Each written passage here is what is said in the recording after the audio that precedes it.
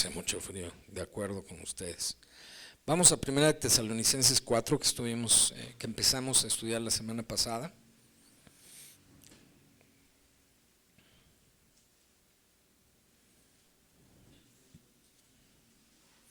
Y leíamos que el apóstol Pablo, en un afán de que la iglesia de Tesalónica estuviera bien delante de Dios, el apóstol dice: les ruego y les exhorto que se conduzcan adecuadamente de manera que agraden a Dios. Ese es en resumen lo que les dice en el versículo 1. Y luego les da una serie de instrucciones ya más precisas. Lo que hicimos la clase anterior fue analizar este versículo 1. El día de hoy damos lectura a los siguientes 6 versículos y empezamos el análisis, ¿ok? Vamos a orar. Padre, gracias porque nos permites estudiar tu palabra, porque nos permites llegar a este fin de año en tu camino. Por eso estamos aquí, buscando tu voluntad, buscando tu rostro, queriendo escuchar tu voz también. Señor, abre nuestro entendimiento, nuestro corazón, para creerte, Señor, para entenderte y para actuar en consecuencia. En el nombre de Jesús. Amén. Dice, versículo 2, 1 Tesalonicenses 4. Porque ya sabéis qué instrucciones os dimos por el Señor Jesús, pues la voluntad de Dios es vuestra santificación, que os apartéis de fornicación, que cada uno de vosotros sepa tener su propia esposa o esposo en santidad y honor, no en pasión de concupiscencia como los gentiles que no conocen a Dios. Luego otra instrucción, así les llaman, ¿no? Instrucciones. Que ninguno agravie ni engañe en nada a su hermano, porque el Señor es vengador de todo esto, como ya os hemos dicho y testificado. Pues no nos ha llamado Dios a inmundicia, sino a ¿qué? Santificación. Como en el versículo 3, que dice: pues la voluntad de Dios es vuestra santificación. Así que el que desecha esto, no desecha a hombre, sino a Dios, que también nos dio su Espíritu Santo. ¿Qué indicaciones o qué instrucciones en estos primeros versículos del capítulo 4 de Tesalonicenses le da el apóstol Pablo precisamente aquí a la iglesia de Tesalónica? Instrucciones que tienen que ver con el cuerpo, instrucciones que tienen que ver también, como dice aquí, con la actitud, ¿no? Con nuestras relaciones interpersonales hacia los demás.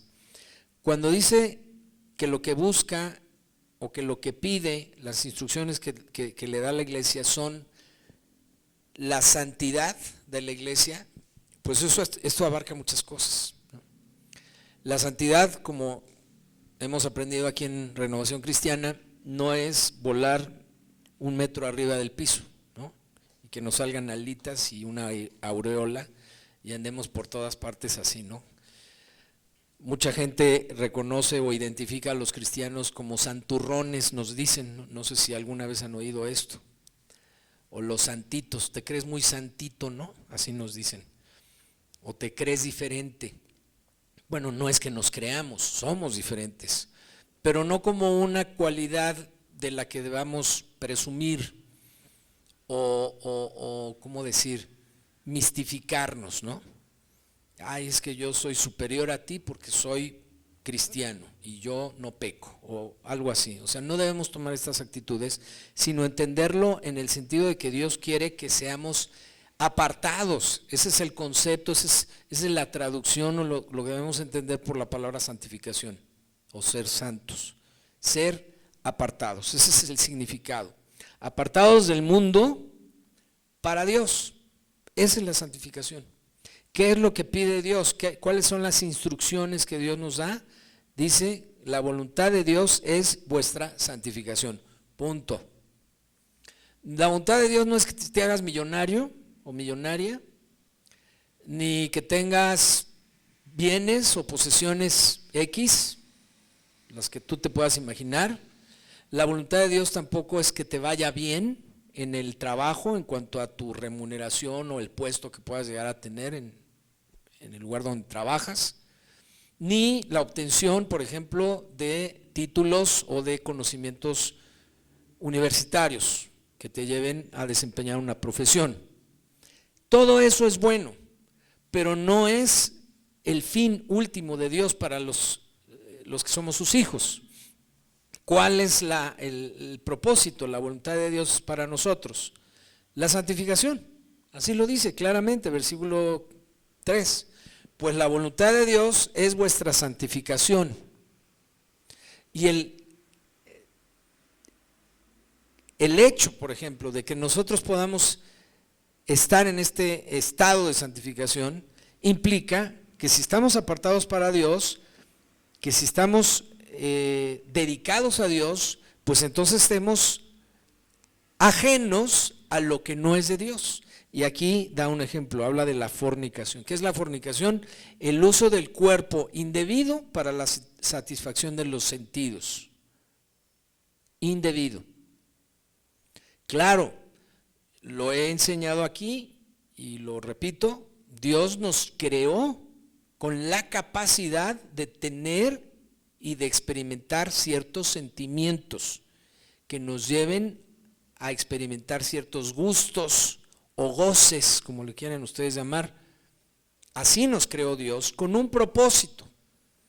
Cuando ese propósito es tergiversado y se aleja totalmente de la glorificación a Dios para entrar a un campo, a un terreno en donde el propósito es la autosatisfacción, entonces ya es cuando se entra en problemas. Y eso se llama fornicación. Llámese como se llame. El problema es la actitud del corazón, no tanto el uso del cuerpo. Porque cuando se usa el cuerpo para autosatisfacerse, alejado de Dios, como decía el pastor hace un momento en la administración de la Santa Cena, entonces estamos destruyendo el cuerpo que Dios nos dio. Y dice la palabra de Dios que el cuerpo, nuestro cuerpo, el cascarón, es templo, habitación, ¿de quién? Del Espíritu Santo. Y entonces dice un pasaje, por lo tanto el que destruye el cuerpo, Dios también le destruirá a él o a ella. Entonces ya entra un proceso de juicio contra aquellos que usan mal su cuerpo, sus sentidos, el goce de los sentidos o de el deleite físico, digamos, ¿no? Que está considerado en el plan de Dios, sí, pero ¿para qué? ¿Quién me puede decir? Por eso dice allí que cada uno de vosotros sepa tener su propia esposa en santidad y honor, no en pasión de concupiscencia, como los gentiles que no conocen a Dios. ¿Qué quiere decir entonces el hecho de que Dios nos creó con esta capacidad de gozar, de sentir, pero acotado? ¿En qué contexto sería esto? En el contexto del matrimonio. Gracias, Javier. Nada más. Decía yo ahorita en la predicación que está demostrado científicamente que las hormonas liberadas cuando alguien está enamorado o enamorada tienen cierta duración y su efecto en el cuerpo humano de una sensación de, ya saben, lo que le llaman las mariposas en el estómago y el sentirse así todo, ¿no? Enamorado o enamorada, tiene una curva descendente así en el tiempo. Y más o menos dura entre 3 y 6 meses esa hormona, porque somos finalmente química, ¿no? Hablando físicamente, así nos creó Dios con esa capacidad de reaccionar ante estímulos internos y externos. Así funcionamos, así nos hizo Dios.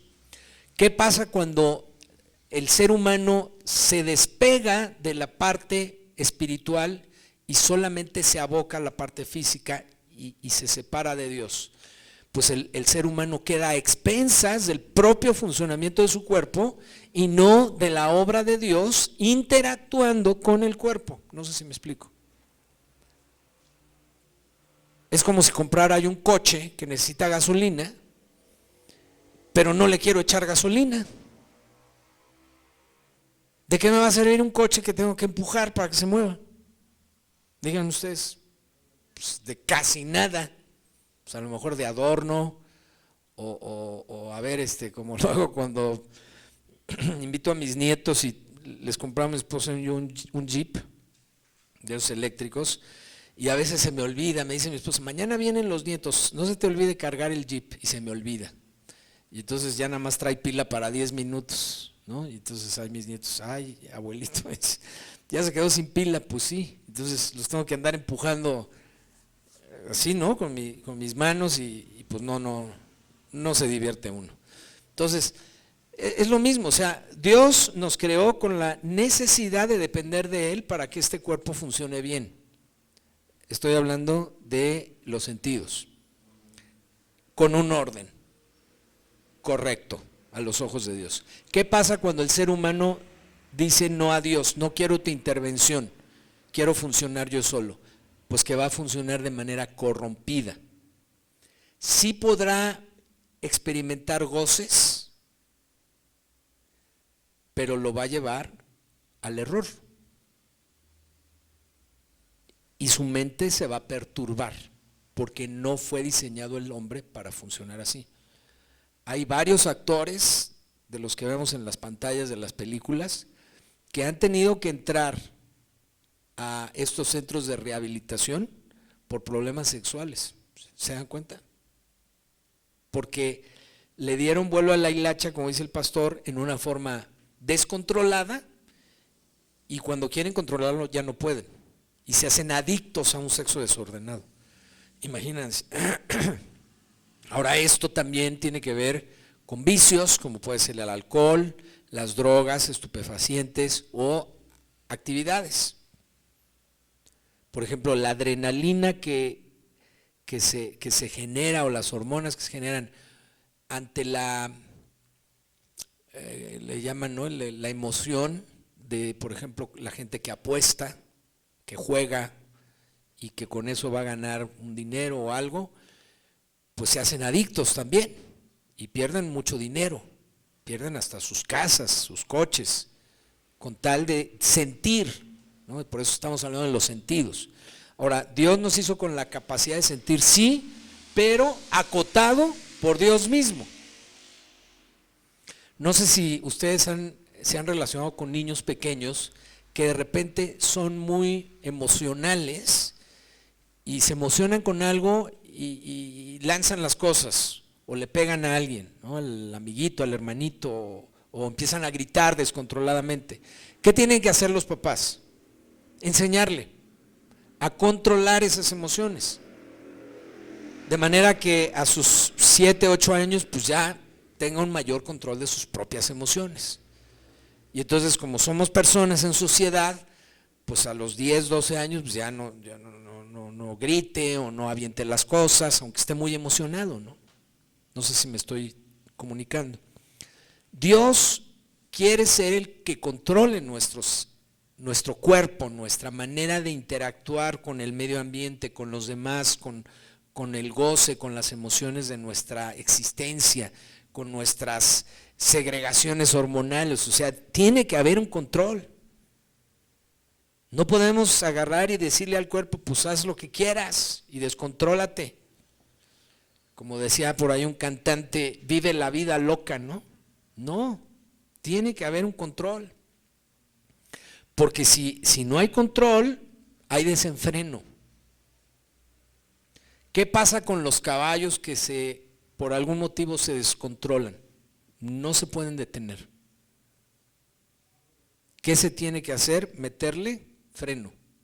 ¿Y qué hacen los caballerangos o los que controlan a los caballos? Les meten un freno, que es una como varilla que les entierran aquí en la quijada, y entonces tiene de los dos lados una brida, una rienda, para poderlo controlar al caballito a través del dolor. ¿Sabían ustedes eso? Es a través del dolor, no es, a ver caballito, hazme caso, no, es jalones, le duele al caballo y te obedece. Es parte del domar a un animal, ¿no? No quiere decir que seamos animales, desde luego que no, pero es el mismo principio. Entonces, Dios sí nos hizo con la capacidad de sentir, pero esos sentimientos, esas emociones, esos goces deben ser controlados. ¿Por quién? Por Dios. Y por eso Dios establece en su palabra. Sí puedes tener esposa, sí puedes tener una vida sexual, pero acotado. No es descontrolado, no es cuando quieras, ni como quieras, ni con quien quieras. Es bajo ciertas normas, porque eso te va a dar sanidad y equilibrio mental y espiritual. El que entra, el que cae en un descontrol, a fuerzas va a acabar mal. Díganme ustedes por qué los actores o las figuras públicas, deportistas, políticos, a cada rato nos enteramos de que a pesar de sus éxitos y de sus logros y de su fama y de su dinero, tienen que recurrir, por ejemplo, a las drogas, al alcohol. Y nos enteramos, ¿no?, en las noticias. ¿Por qué? Si tienen todo lo que ya dije. Porque lo usan descontroladamente. Y como el descontrol lleva a la vez a la depresión, al vacío. Imagínense una persona que no es capaz de controlarse. ¿Cómo se va a sentir? Por muy poderosa que piense ser, pues se va a sentir mal, se va a sentir frustrada. Y como no hay nada que pueda controlar o apaciguar esa frustración, recurren a una inhibición neuronal a través de las drogas o del alcohol. Porque eso es lo que hacen las drogas y el alcohol, inhiben las conexiones neuronales. Entonces la persona deja de pensar en su problema y como que viaja, ¿no? Se queda en un estado como, pues no sé cómo decirles, como de sueño, no sé, nunca me he drogado ni tomado, pero eso es lo que dicen los estudios. Y ustedes platican con alguien que tiene este tipo de problemas y les va a decir exactamente eso, que al drogarse, al tomar, se olvidan de sus broncas y que finalmente es lo que quieren. Ahora el problema es que la dosis para llegar a ese estado cada vez va siendo mayor y eso hace que la gente pues de plano se tenga que estar metiendo ya dosis muy altas que lo pueden llevar a la muerte o a quedar como vegetal, ¿no? Yo aquí en la iglesia he llegado a ver en los años que llevo de servicio, de miembro de la iglesia, gente que llega muy mal porque se drogó muchos años de su vida o fue alcohólico muchos años y llegan, pues discúlpenme la expresión, pero casi babeando, ¿no? Ya los tienen que traer casi de la mano, sus familiares. Qué triste. ¿Qué pasó? No hubo control. ¿Por qué la gente, por ejemplo, adultera en sus centros de trabajo? Que es bien común. ¿Por qué? Porque no encuentran ya satisfacción en su relación marital. Y entonces tienen que recurrir a otros personajes o otras personas para satisfacer lo que están buscando, ¿no? Y esto es bien triste. Porque la gente que tiene, ya decíamos, recursos, posiciones, tiene que recurrir a las drogas o a la tranza, porque les genera esa adrenalina, ¿no?, de querer hacer negocios turbios, por ejemplo, y de que no los cachen y de que se puedan beneficiar de alguna manera. El otro día estaba oyendo un reportaje precisamente de políticos en países desarrollados y el pueblo les reclamaba, ¿no? A ver, si el dinero que recaudan de los impuestos los usaran en beneficio de la población, otro país tendríamos. Y estaban hablando de los Estados Unidos. ¿Qué nos espera a nosotros, no? Las calles llenas de baches, no sé, el estado de la salud pública es tristísimo, ¿no? Yo no sé si ustedes han tenido que ir a un hospital últimamente, a lo mejor no para atención propia, sino de algún familiar. Es lamentable el estado de los hospitales y de la carencia de los materiales médicos y de las medicinas y de los mismos médicos y de la preparación que tienen estos médicos. O sea, es deplorable. ¿Por qué? Pues porque no se le inyectan recursos a todo esto. ¿Y por qué? Pues porque quién sabe a dónde se van los recursos. Es corrupción en todos los niveles, desde la casa en donde vivimos. los hijos engañando a los padres engañando entre sí. O sea, ¿por qué? Porque no hay control. Miren, cuando yo he llegado a los trabajos donde Dios me ha mandado, con tareas de liderazgo, de supervisión, de mando, yo llego entendiendo que el ser humano es corrupto y que ante cualquier oportunidad va a buscar la manera de salirse con la suya, de sacar provecho, aunque cometa infracciones al reglamento o a la misma ley, a través del robo, de engaño, de la irresponsabilidad, etcétera, etcétera. ¿Qué hago? No los trato de convencer, porque además si no tienen a Cristo, pues ¿cómo le haces? Oye, pórtate bien, oye, sé bueno, oye, llega temprano. No puedes. Y además no soy su papá, ¿no? de ellos, como para ejercer un liderazgo de imposición o de castigo. ¿Qué hago? Meto controles por todos lados. Y a ver, de esta actividad me vas a hacer un reporte todos los días y me lo vas a mandar a las 5:30. ¿Qué? Sí. Pero es que me va a llevar mucho, no me interesa. Me vas a reportar esta y esta y esta actividad todos los días a las 5:30 y lo quiero ver en mi correo electrónico. Y cuando me mandes el correo me mandas un WhatsApp en donde me digas: ingeniero, le acabo de mandar el correo. Ay, qué exagerado. Ni modo. No confía en mí, no. Ni en mí. O sea, somos bien corruptibles como seres humanos y necesitamos controles. Y entonces aquí el apóstol Pablo le dice a los corintios: la voluntad de Dios para sus vidas, para ustedes, es su santificación.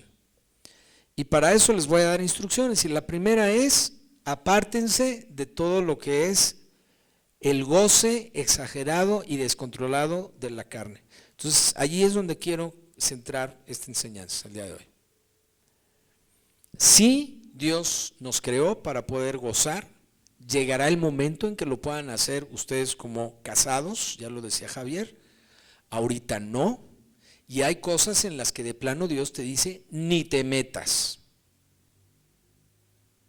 Habrá familias en donde traigamos carga genética alcohólica, por ejemplo, y nos enteramos por las historias de la familia que el bisabuelo fue alcohólico, el abuelo fue alcohólico, el tatarabuelo fue alcohólico, el papá fue alcohólico, y yo, que me quiero portar bien, ¿qué debo hacer? ¿Qué debo evitar? Pues hasta los postres, ¿no?, que tengan alcohol, porque ya sé que traigo una predisposición. ¿Para qué me arriesgo? Igual, el tatarabuelo, adúltero, el bisabuelo, adúltero, tuvo quién sabe cuántas mujeres y anduvo regando hijos por todos lados. El abuelo también. El papá, pues por ahí andaba. ¿Para qué me arriesgo a andar viendo cosas o andar yendo a lugares donde me voy a prestar, o mis ojos o mi entendimiento se va a prestar a eso? Mejor corto por allí. Cero. Y me espero tranquilito, tranquilita, a tener mi propia pareja.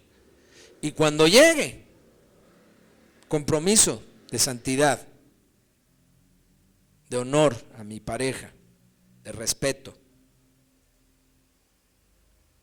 Y pedirle a Dios, porque ahí entra el componente extraordinario, de que Dios sea el que alimente mi amor por mi esposa, que Dios sea el que alimente mi amor por mis hijos, de respeto por mis compañeros de trabajo, porque si por ellos fuera, no se lo merecen. Pero ¿de quién debe venir mi respeto por mis compañeros, aunque no se lo merezcan? De Dios. Entonces me deshago de lo que es carne, muchas veces de los deseos de venganza, ¿no? de no dejarnos. A veces la gente no se va a portar bien con nosotros y que sale a flote el deseo de desquitarnos. Eso es la carne. Y se encuentra cierto placer, ¿no es cierto?, en desquitarnos. Éjele. te lo advertí, y vitoreamos la venganza. Eso no viene de Dios. Mía es la venganza, dice el Señor, ¿no? ¿Qué me toca a mí? Perdonar, por ejemplo, y olvidar, tener misericordia.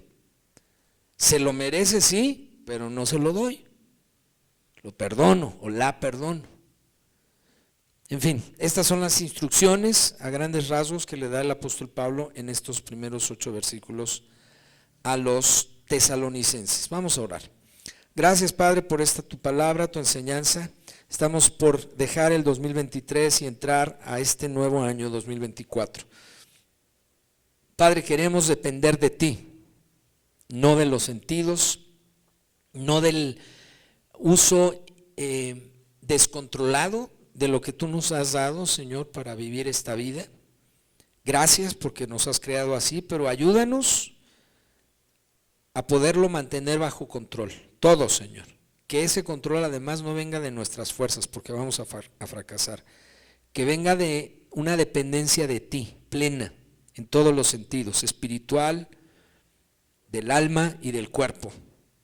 Que aprendamos a decir no cuando tengamos que decir no, entendiendo y sabiendo lo que sí te agrada y lo que no te agrada.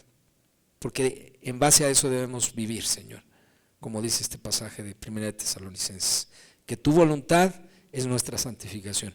Así queremos vivir cada día del 2024. Ayúdanos a hacerlo de esta forma y apartarnos de toda iniquidad. En el nombre de Jesús. Amén. Que tengan un feliz cierre de año. Les amamos. Mi esposa y yo no pudo estar con nosotros el día de hoy, pero les amamos y les manda un saludo desde luego. Nos vemos, Dios mediante, el próximo domingo, ya con planes. Tráiganse sus proyectos, platicamos un poco sobre eso si quieren, y saludos a sus familias, los amamos mucho y vienen cosas bien interesantes para este 2024. Dios les bendiga.